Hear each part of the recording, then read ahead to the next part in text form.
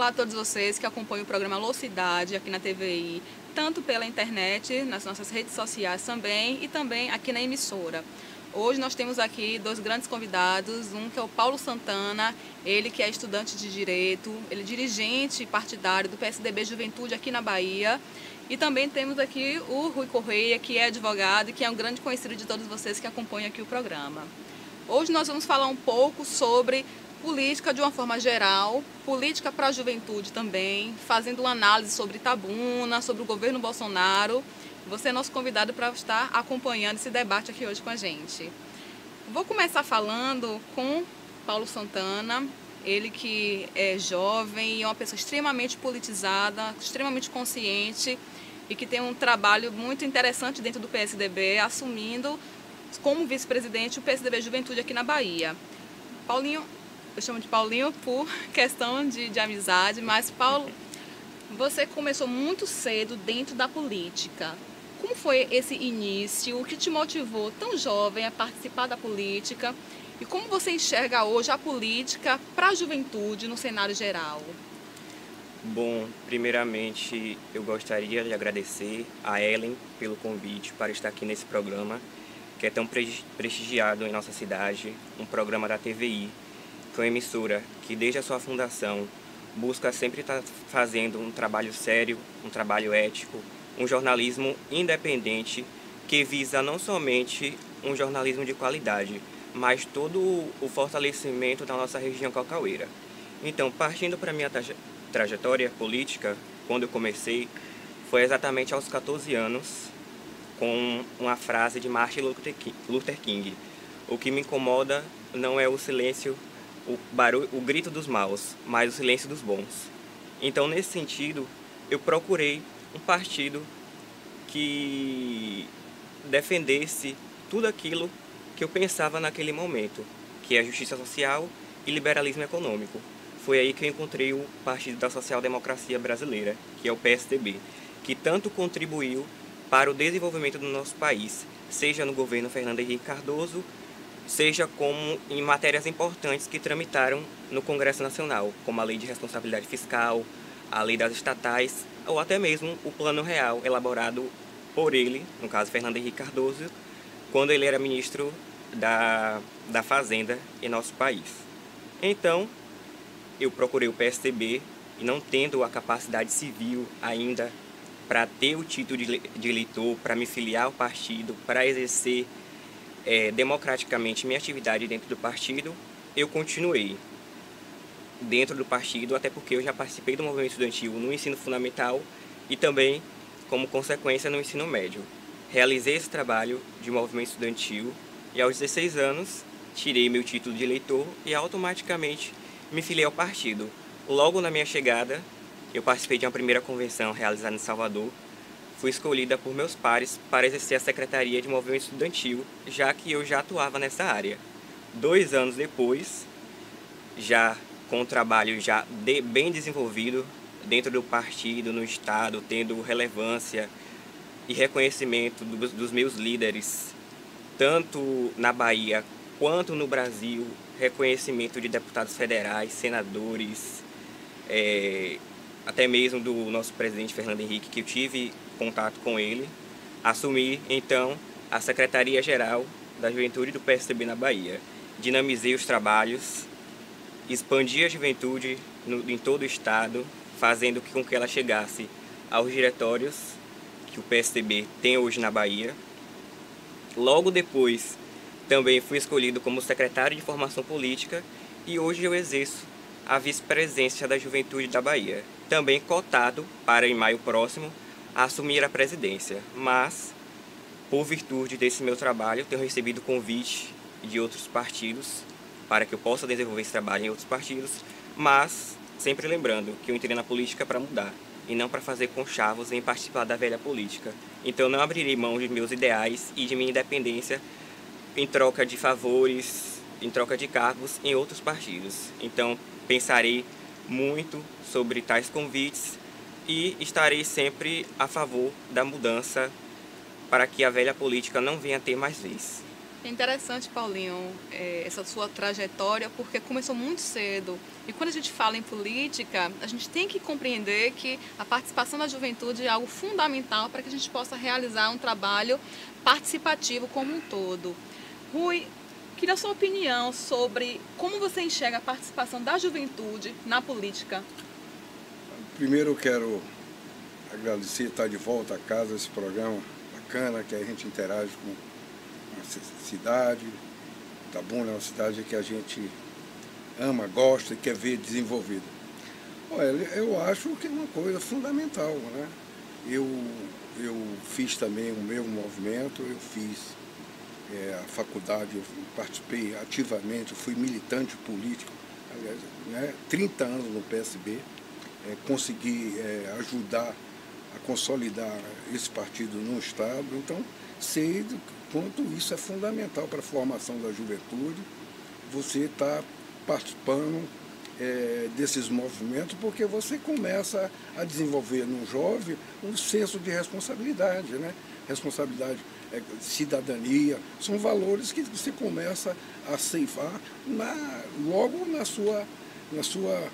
no início da sua vida, da sua atividade. Então, é fundamental. Então, me causa muito espanto, quando eu ouço aí, por exemplo, essa ideia, essa coisa de que a escola está ideologizada. Não é verdade isso. A escola sem partido, não tem. O jovem ele precisa não só de geografia, de história, matemática, mas ele precisa de formação cidadã. E nada melhor como você fazer isso na escola, né? Você desenvolvimento potenciais. Grandes líderes da história política brasileira passaram por isso, por diretórios estudantis, por diretórios acadêmicos. Então é fundamental para a formação de qualquer cidadão essa movimentação, é o despertar da cidadania. É isso, eu acho que é importante e tem que se estimular muito mais isso. Ao contrário do que estão se falando aí hoje, o governo que se instala aí, né, tem essa coisa, proposta maluca. Eu acho maluca, escola sem partido não existe, né? É verdade que você não pode, né, ficar nessa coisa de direita e de esquerda. Isso aí é uma coisa maniqueísta. As pessoas têm que ter acesso ao conhecimento e aí fazer as suas melhores escolhas. Entrando nesse ponto da escola sem partido, falando um pouco sobre essa visão, né, de juventude dentro da política, qual a sua visão, a sua leitura, Paulo Santana, sobre esse projeto de retirar a política das escolas? Como você enxerga isso? Você que passou por todo esse processo e que tem um entendimento da importância real de você, mesmo sendo extremamente jovem, você tem que começar a cultivar dentro de si essa militância política. Não se trata de você ser estimulado dentro das escolas a você seguir uma linha direita ou esquerda. Não é disso que se trata, mas de você compreender desde cedo a importância de estar atuando de verdade dentro das questões políticas, tanto a nível nacional, estadual, municipal. Bom, eu particularmente sou contra esse projeto, por ele ser totalmente inflexível com o debate político, seja dentro da escola ou seja dentro da universidade. Mas também não podemos negar que hoje, no Brasil, a maioria das universidades públicas, sejam elas estaduais ou até mesmo federais, há uma predominância muito grande de determinado espectro político, que eu digo aqui, a esquerda, que impede que quem pensa diferente possa atuar naquele espaço. Se você pensa diferente, você tem que ou se calar, ou você é vaiado, ou você não pode participar daquelas discussões, seja em centro acadêmico, seja em diretório central de estudantes, seja em qualquer espaço de discussão que venha melhorar a relação do estudante com aquela instituição. Então, creio que com isso, esse projeto venha tentar diminuir isso, mas ele sendo inflexível, ele infelizmente não terá êxito no Congresso Nacional. Deixa eu fazer só uma dualidade com... Eu vou só encerrar aqui esse bloco, Rui, e já a gente retorna para você fazer as suas conclusões acerca do assunto. Tá Nós bom. voltamos já já. Tema tão polêmico que é escola sem partido, que é uma determinação agora do novo governo e que também, na minha concepção, é extremamente contraditório e prejudicial de verdade para a politização da nossa juventude. Eu só quero lembrar, Paulo, o seguinte, a predominância do pensamento de esquerda nas escolas, nas universidades, vai muito mais, decorre muito mais de uma atuação efetiva. Os partidos de esquerda têm essa tradição de fazer a cooptação de quadros, de manter uma atividade orientada, muito mais pela ausência dos partidos chamados de direita. Até aqui no intervalo eu perguntei se o PSDB tinha esse movimento, porque é uma coisa nova o PSDB, né, o DEM, ela não tem essa tradição de fazer a direita, né, porque as teorias econômicas e políticas de direita na universidade ela não predomina porque exatamente os partidos de direita com esse espectro, ele é ausente, não tem essa. Aí termina então levar essa ideia, eu acho equivocada, de que predomina o pensamento único. Eu estudei, por exemplo, fiz História e Direito na Universidade Católica de Salvador, no momento que você só tinha duas universidades, que era a UFBA e a Católica. Então, e naquele momento ali, no final, nos setores da ditadura, a mobilização estava toda nos partidos de esquerda. Hoje você já vê nas universidades, nos diretórios, o próprio presidente, né, está hoje eleito. Ele simboliza exatamente essa questão da exaustão da esquerda e a direita se assumindo como um tal, porque há 20 anos passado, por conta até da ditadura militar, a direita era envergonhada, digamos, ela ficava no armário, ninguém queria se assumir o pensamento de direita, no pensamento econômico, o liberalismo, né, econômico. Agora você está vendo aí falar do liberalismo, você vê jovens já discutindo isso, pensamento, né, Keynes, a escola de Chicago, né, são um pensamento que orienta os partidos de direita no pensamento econômico no mundo, tá certo? Mas então, hoje, como ela se assumiu e o partido, a esquerda levou à exaustão essa questão em 13 anos do PT, muita coisa boa, mas muita coisa que levou exatamente o nós contra eles, que a direita se assumiu, né, passou a fazer o debate, né, e aproveitou-se dessa exaustão e está assumindo. Né? Você vê aí pessoas no Congresso, Alexandre Frota, a Jossi, aquela jornalista paulista, todos eleitos exatamente quando assumiram, né, o pensamento econômico e o espectro político de direita, dizendo, não, eu sou de direita, estou defendendo essa tese. Para mim, é muito mais a ausência e por conta de que a direita saiu do armário, que é uma coisa boa. Não, nesse ponto aí eu vou concordar com você, porque talvez essa dominância da esquerda dentro das universidades tenha se dado muito mais pelo fato da direita ter recuado. Exatamente. De não ter criado os movimentos necessários para que fosse introduzido nas universidades, nos espaços, para que começasse esse debate e ficasse mais equilibrado essas vertentes ideológicas dentro da política e dentro do cenário também que ele se aplica. Você tem algum... Só fazendo um adendo, eu ratifico novamente o que eu tinha falado anteriormente, que mesmo tendo a ausência para que a equidade tenha paridade entre as duas correntes nessas instituições, mesmo na ausência dos partidos de direita e centro, quem faz parte dessas correntes, elas tentando entrar, não teriam êxito. Porque, infelizmente, como eu falei, quem pensa diferente não é bem aceito. Se você pensa diferente, você é açoitado, você não pode participar das discussões. Então, creio que essa ausência também se dê pelo fato dos partidos que não valorizam seus quadros e também pelo pensamento da esquerda, como ele mesmo falou, o nós contra eles. Eu acho que basicamente isso é retratado por conta do extremismo. Porque realmente a gente tem que enxergar como um todo que o extremismo atrapalha e muito o debate. Porque normalmente as pessoas que são extremistas, elas não permitem que uma corrente diferente seja introduzida naquele meio que ele se encontra. E isso realmente dificulta.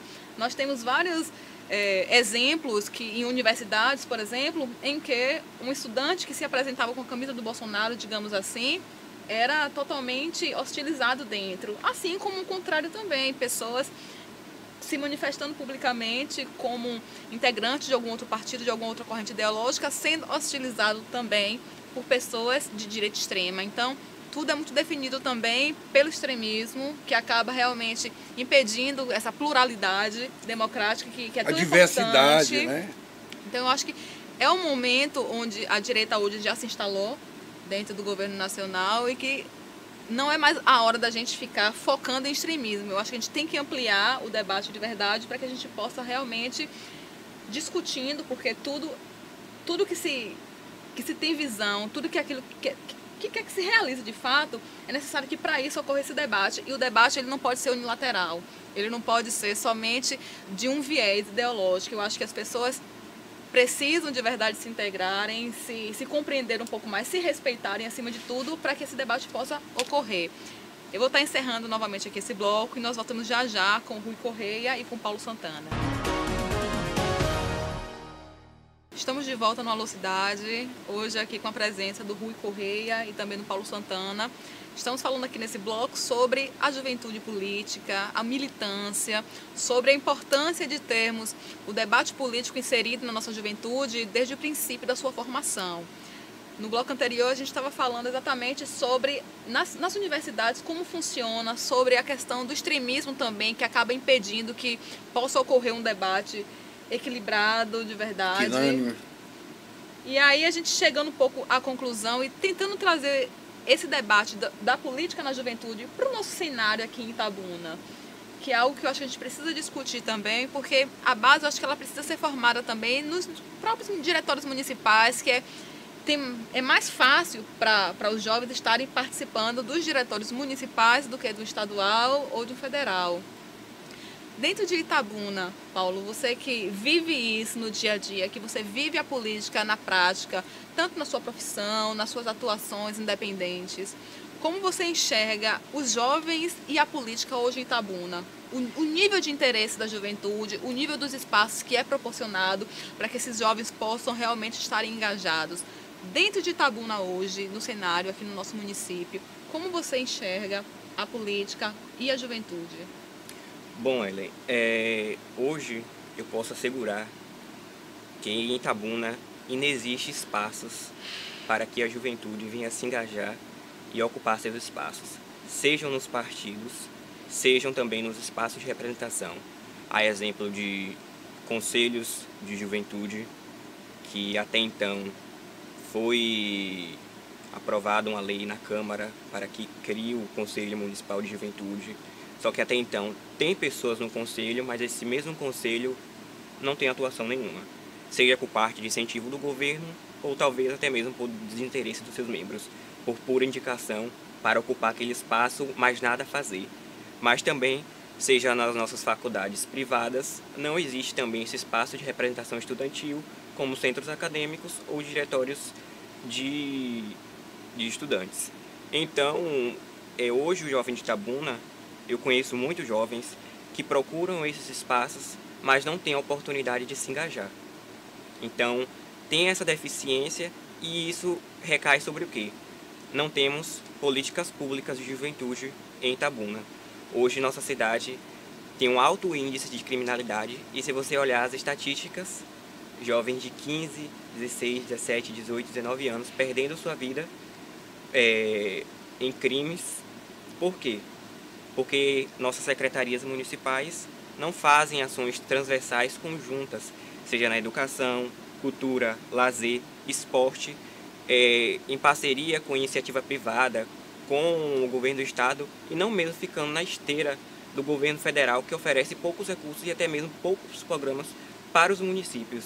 Então, ficamos de mãos atadas e nós estamos vendo, por falta de incentivo, nossos jovens indo para o mundo do crime. Por quê? Quando o poder público marginaliza o jovem, o tráfico de drogas e os criminosos estarão lá. oferecendo para ele vida fácil, dinheiro fácil. E ele, desiludido pela falta de oportunidades, vão para o mundo do crime e acaba o quê? Perdendo sua vida. Rui, ainda dentro desse tema, no que se diz respeito a Itabuna, você que tem uma longa estrada no que diz respeito à militância e tudo mais, hoje quando você olha os jovens de Itabuna, você consegue enxergar esse interesse em estarem participando da política de fato? Como você olha o governo também, de uma forma geral, e o seu interesse em fazer com que esses jovens se enquadrem dentro desse conceito político? Olha, Ellen, eu costumo dar um exemplo de política pública para jovens. São Vicente é uma cidade lá de São Paulo, uma pequena ilha, mas é o maior centro dessas empresas de ônibus. A Gol, inclusive, é sediada lá. E lá o partido PSB está 25 anos no poder. Sabe? O ex-candidato, o governador de São Paulo, que assumiu para disputar a eleição no lugar de Alckmin, Márcio França, é o grande líder dessa cidade. Então, a cidade tem todos os exemplos em todos os setores, notadamente nessa área de juventude. Ele lá fez o seguinte, uma forma, além da escola integral dessa juventude, lá tem, né, o aluno chega lá 7 horas na escola, sai 6 da tarde, tá certo? Aquele modelo que Brizola implantou no Rio. Isso é uma coisa. O jovem que está nessa fase de transição, né, dos 15 anos, tem um programa voluntário da prefeitura que recruta a cada ano 500 jovens, sai 500 e entra 500, e esse jovem ele atua em ações cidadãs, certo? Eles recebem um fardamento, equipamento e apoio logístico, e, por exemplo, eles ficam em determinados pontos estratégicos e num ponto para orientar a população. Se alguém joga, por exemplo, uma ponta de cigarro, né, na rua e deixa de jogar num vaso que tem, o que ele joga? Vai lá, chama, educa, orienta, ajuda no auxiliar de trânsito. Então, você começa já a atrair, porque o jovem precisa, a grande questão hoje da juventude, no Brasil, é o primeiro emprego, você não tem, né? O Leonel, o deputado federal, muito tempo, em Brasília, tem um programa, Meu Primeiro Emprego, que não conseguiu, né, passar da comissão, tá certo? Era uma forma de incentivo do Estado para você poder arrumar o primeiro emprego. Aí você vê, por exemplo, a consequência dessa coisa não ser aplicada agora. Você tem agora a reforma previdenciária, tá certo? Então, nessa reforma está se propondo 60 anos para o homem. 60 para o homem, 65 para o homem e 60 para a mulher. Só para as mulheres. Só que ninguém, certo? No Brasil, somente 8% tem uma carreira de 35 anos de trabalho. Porque o mercado formal, você perde o emprego, você não consegue acumular, tá certo? Então, por conta exatamente disso. O jovem, ele tem dificuldade de ter a experiência. Ninguém quer contratar porque ele não tem experiência e ele não tem experiência porque ele não tem um primeiro emprego. Então, Itabuna não foge a essa regra. Não, a ausência de políticas públicas é total. Tá certo? A cidade precisa ter, como diz o colega Paulo, a cidade precisa ter, a secretaria ter essa relação de uma incorporando programas da outra, fazendo essa assimetria. Então nós encerramos aqui essa primeira parte do programa, falando sobre políticas para a juventude, aqui com o Rui Corrêa e também com o Paulo Santana. Nós voltamos já com o próximo bloco e vamos dar continuidade falando sobre o governo Bolsonaro, as suas reformas propostas e também um pouco sobre Itabuna. Um grande abraço para todos vocês.